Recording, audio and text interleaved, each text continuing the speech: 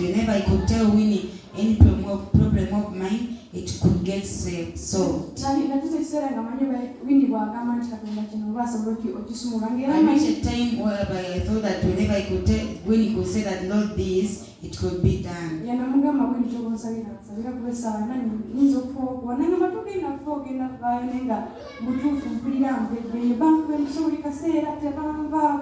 told Winnie that Winnie for sure prayed for me because I feel like dying, because they always inject me tirelessly.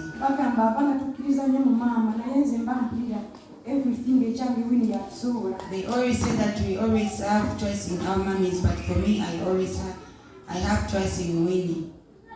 At the end,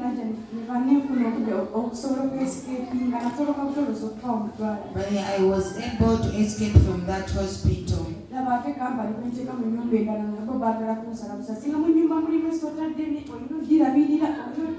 And when I went back to the company, they put me in another house where there was a big snake which I had to take care of.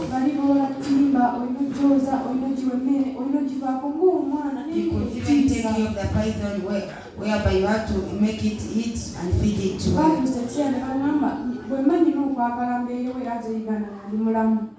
They reached a time where they told me that if I needed to be alive and come back to Uganda when I'm still living. They told me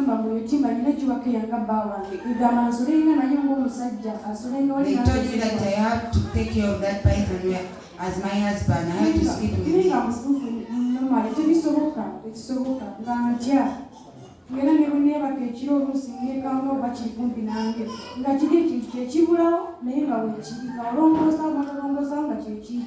It was so scary because even if you could not be there after killing it, the place it would just come.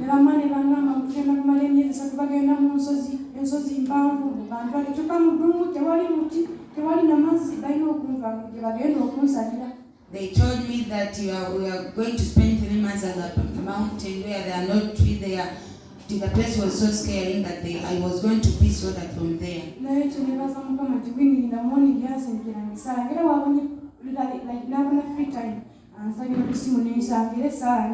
But I thank God that every time Winnie could pray for me early in the morning, and whenever she could get time, she could pray for me. Yeah,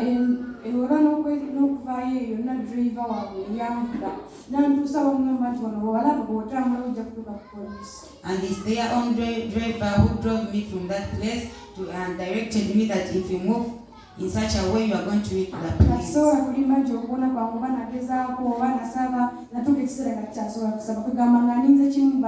reached a time where I couldn't even pray. I was just waiting for me to be killed. But I thank God that He got me from there, and I thank Him. Thank God for that issue. That's a very big lesson. And I pray that every person cares about it. Those Arabians have money and you always desire to go there. But in the midst of all, I've even heard about us being careful of the Arabians. Because we learn because of this reason. I've given it time. Because it's telling us something.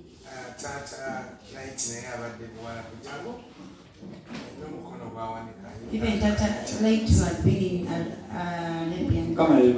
Praise God. I've worked from Saudi for years. But I want to tell those who want to go there. They've ever done this thing to me. But in my passport, when I was leaving Uganda,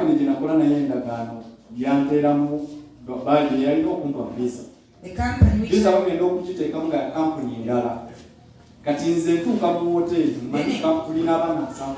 when I reached the hotel, the visas were pushing out to other countries. They took her there for months. We are not working and we are putting up a thing which you not understand. This is advice to my sisters. If they bring any contract to you,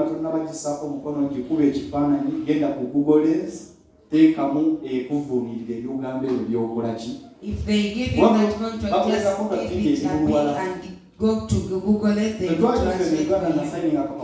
When I was leaving Uganda, I only signed one paper.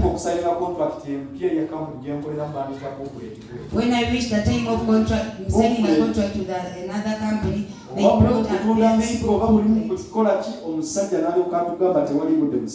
the man told us that there was no time of reading through. Yes, I just raised up my hand and said that God says you will not.